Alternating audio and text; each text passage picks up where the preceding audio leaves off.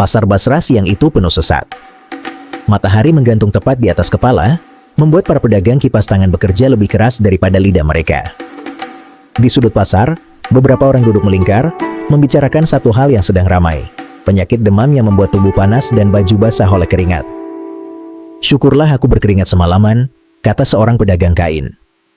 "Itu tandanya penyakitku keluar," kata orang tua dulu begitu. Yang lain mengiyakan, percaya bahwa tanpa keringat, penyakit mengendap. Abu Nawas yang sejak tadi berdiri di dekat timbangan gandum hanya tersenyum tipis. Ia mendekat, meminjam bangku kosong, lalu duduk seolah-olah ia juga bagian dari lingkaran penderita. "Kalau begitu," kata Abu Nawas pelan, "besok aku akan membawa penyakitku ke pemandian umum. Biar keluar semua sekaligus." Orang-orang menoleh bingung.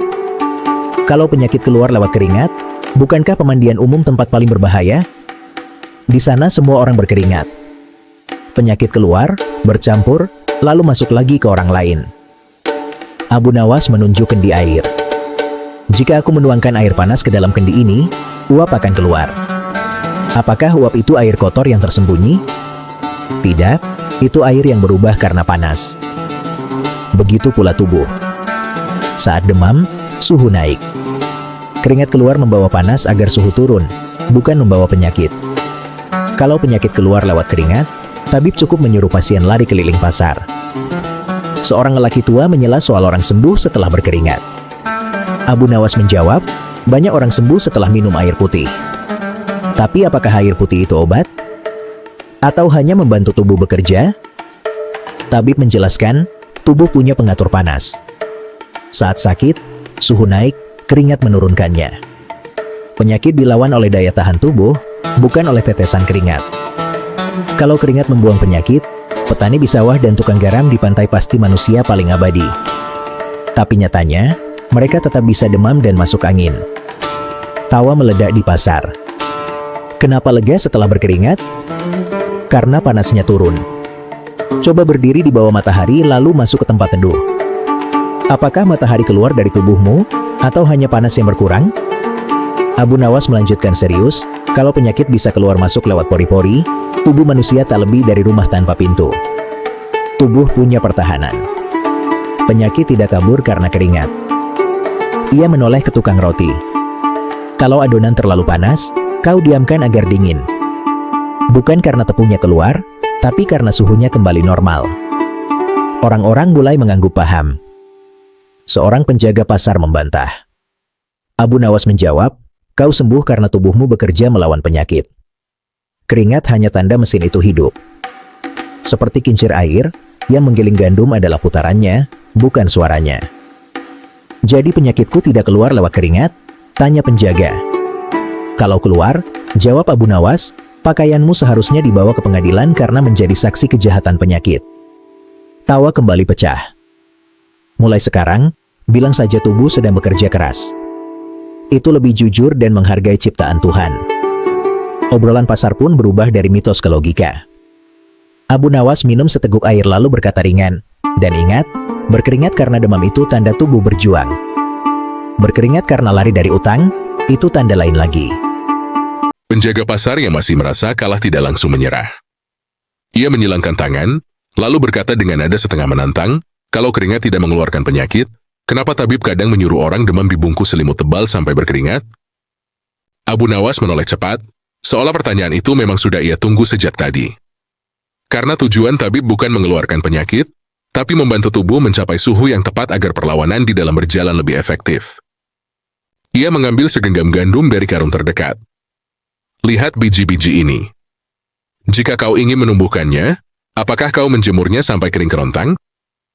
Tidak, jawab pedagang gandum. Harus lembab? Benar. Tapi kalau terlalu basah, apa yang terjadi? Busuk. Abu Nawas mengangguk. Tubuh juga begitu. Saat demam, suhu naik untuk menghambat penyakit. Selimut dipakai bukan agar penyakit keluar, tapi agar suhu stabil di tingkat yang membantu tubuh melawan.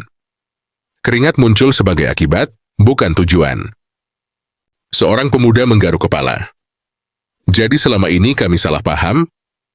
Bukan salah, jawab Abu Nawas. hanya terlalu menyederhanakan.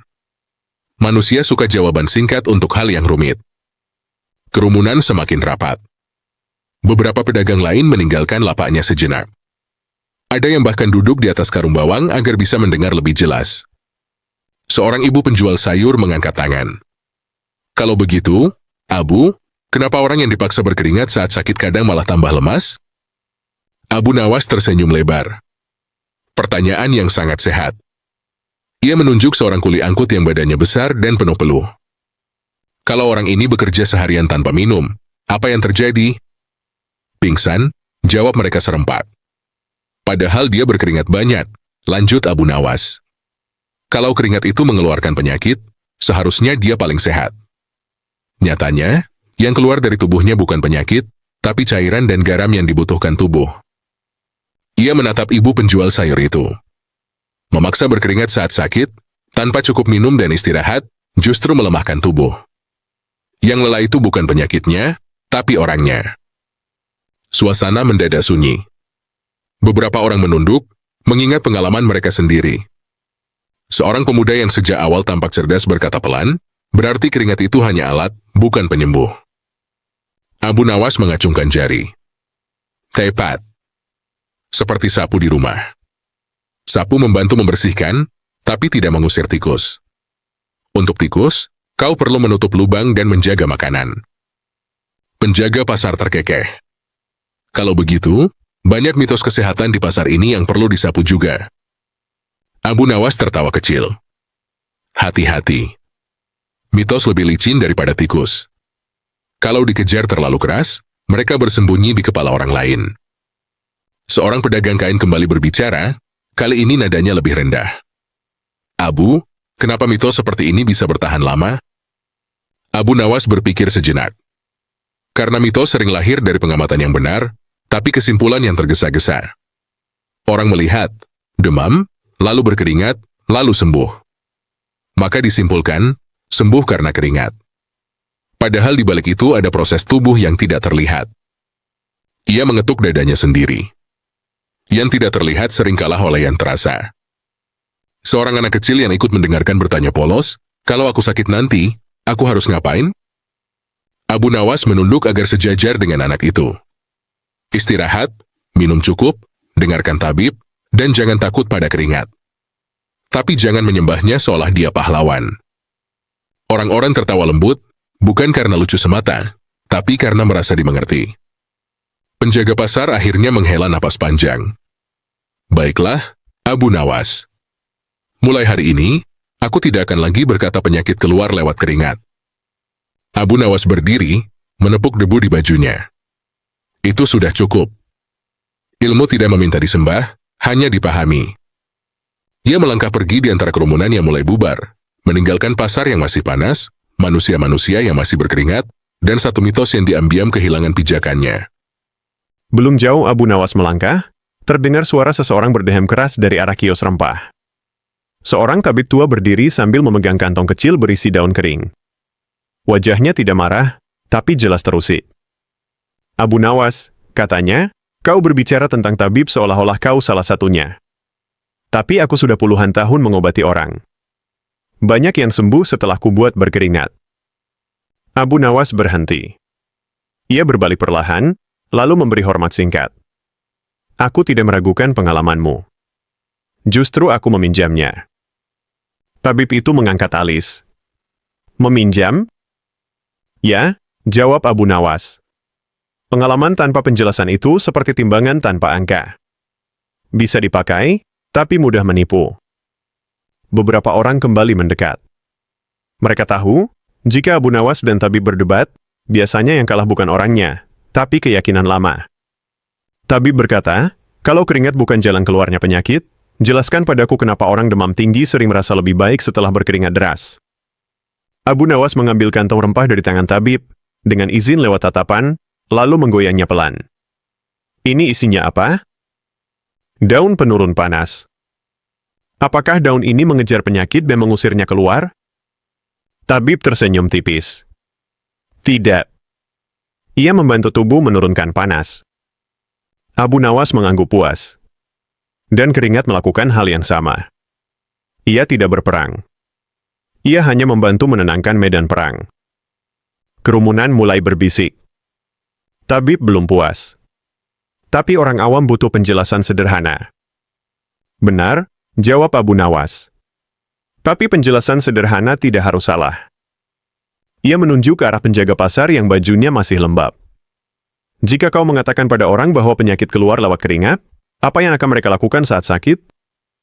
Mereka akan berusaha berkeringat, jawab tabib. Bagaimana caranya? Selimut tebal. Minum air panas. Bahkan ada yang berlari. Abu Nawas menatap satu persatu wajah di hadapannya. Dan disitulah masalahnya. Mereka mengejar keringat, bukan kesehatan. Seorang kuli angkut mengangguk kuat. Aku pernah memaksa diri berkeringat saat demam. Besoknya aku tidak bisa berdiri. Abu Nawas menunjuk kuli itu. Itu bukti hidup. Penyakitnya belum tentu menang, tapi tubuhnya kehabisan tenaga. Tabib terdiam sejenak. Ia lalu berkata pelan, jadi menurutmu, apa yang seharusnya kami katakan pada orang? Abu Nawas tersenyum, kali ini tanpa humor. Katakan yang sebenarnya. Bahwa keringat adalah tanda tubuh bekerja mengatur panas. Bahwa ia bisa membantu rasa nyaman, tapi bukan pembawa penyakit keluar. Ia menambahkan, dengan begitu, orang tidak akan memaksa tubuhnya di saat tubuh justru minta istirahat. Seorang pedagang rempah berseru, tapi mitos itu sudah ada sejak kakek kami. Abu Nawas menjawab cepat, dan kakek kita juga berjalan kaki berhari-hari. Sekarang kita tahu kapan harus berjalan, kapan harus berhenti. Anak kecil yang tadi bertanya kembali angkat suara, kalau aku berkeringat waktu sakit, aku senang atau takut? Abu Nawas tertawa kecil. Tenang saja. Anggap itu tubuhmu sedang mengatur diri. Tapi jika kau lemas, pusing, atau haus sekali, itu tanda tubuhmu butuh bantuan, bukan tantangan. Tabib tua menghela napas panjang. Baiklah, Abu Nawas. Mulai hari ini, aku akan mengubah caraku menjelaskan. Tidak semua orang perlu tahu istilah rumit, tapi mereka perlu tahu batas. Abu Nawas menunduk hormat. Itu lebih berharga daripada ramuan paling mahal. Kerumunan mulai bubar untuk kedua kalinya. Tapi kali ini, bukan karena panas matahari, melainkan karena kepala mereka penuh oleh pikiran baru. Seorang pedagang kain berbisik pada temannya, aneh. Tubuh kita sama seperti kemarin, tapi rasanya lebih ringan. Temannya menjawab, mungkin karena satu mitos sudah berhenti berkeringat di kepala kita. Abu Nawas belum sempat meninggalkan pasar ketika suara gaduh terdengar dari arah pintu gerbang. Seorang pemuda diseret oleh dua temannya. Wajahnya pucat, bajunya basah oleh keringat, napasnya pendek-pendek. Dia demam sejak pagi, kata salah satu temannya panik. Kami membungkusnya dengan selimut, menyuruhnya minum jahe panas, lalu berlari sebentar supaya penyakitnya cepat keluar. Tapi sekarang dia malah gemetar. Kerumunan yang tadinya hendak bubar kembali berkumpul. Beberapa pasang mata spontan menoleh ke Abu Nawas, seolah-olah ia kini menjadi tabib darurat. Abu Nawas berjongkok di depan pemuda itu. Ia tidak menyentuhnya, hanya mengamati napas, warna kulit, dan cara tubuhnya menggigil. Sejak kapan dia berkeringat seperti ini? Tanya Abu Nawas. Sejak siang. Tidak berhenti, jawab temannya. Abu Nawas mengangguk pelan. Kalau begitu, ini bukan penyakit yang keluar. Ini tubuh yang kehabisan bekal. Ia menoleh ke tabib tua. Air. Tabib segera memberi kendi. Abu Nawas menyuruh pemuda itu minum sedikit demi sedikit.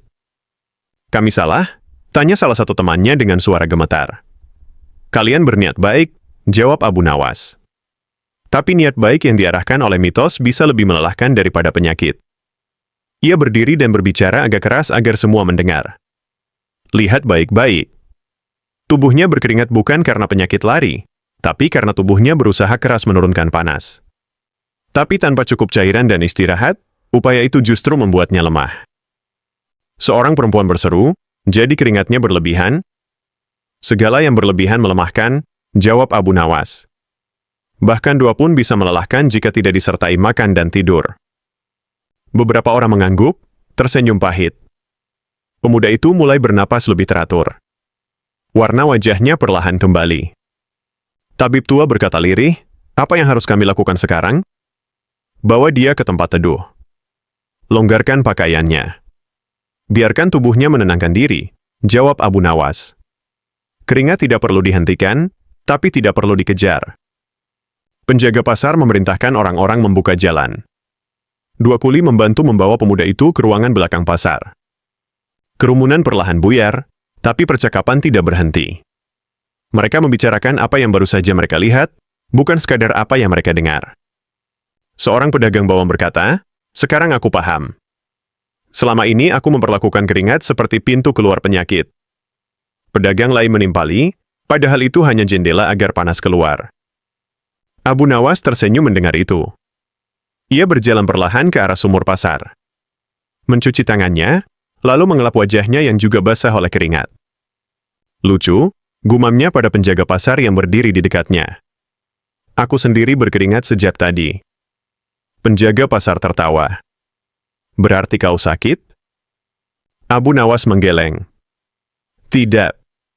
Aku hanya berdiri lama di bawah matahari dan berbicara terlalu banyak. Itu bukti terakhir hari ini bahwa keringat tidak selalu punya cerita yang sama. Penjaga pasar terdiam sejenak, lalu berkata, seandainya semua orang mau mendengar seperti hari ini. Abu Nawas menatap pasar yang kembali riuh oleh transaksi. Tidak semua orang perlu mendengar. Cukup beberapa yang mau berpikir. Sisanya akan mengikuti, seperti keringat mengikuti panas. Ia melangkah pergi, meninggalkan pasar yang masih panas, tubuh-tubuh yang masih berkeringat, dan satu keyakinan lama yang hari itu kehilangan alasan untuk bertahan. Sore mulai turun, tapi udara basrah masih berat. Abu Nawas baru beberapa langkah meninggalkan pasar ketika ia mendengar dua orang berdebat di depan kedai teh. Kalau keringat bukan jalan keluarnya penyakit, kata seorang lelaki kurus, kenapa orang yang tidak berkeringat saat demam justru sering dianggap lebih parah?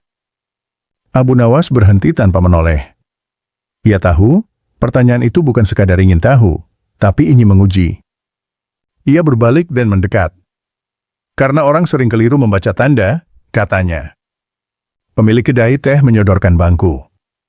Abu Nawas duduk, seolah sengaja ingin memperpanjang urusan. Jelaskan, kata lelaki kurus itu. Jangan pakai perumpamaan pasar. Abu Nawas mengangguk. Baik. Saat tubuh melawan penyakit, ia menaikkan suhu. Itu strategi. Jika tubuh masih kuat, ia bisa mengatur panas dengan keringat. Jika tubuh terlalu lemah, ia tidak mampu berkeringat meski panasnya tinggi. Jadi yang berbahaya bukan tidak adanya keringat, tapi lemahnya kemampuan tubuh mengatur diri. Ia meneguk teh hangat. Seperti kuda. Kuda sehat akan berkeringat setelah berlari. Kuda yang hampir roboh justru kering dan gemetar. Lelaki kurus itu terdiam. Seorang pelanggan lain menyela, berarti keringat itu tanda kemampuan, bukan tanda kesembuhan? Tepat, jawab Abu Nawas. Ia seperti lampu minyak. Selama minyak ada, lampu menyala. Kalau lampu padam, bukan berarti malam pergi, tapi minyaknya habis. Pemilik kedai mengangguk pelan.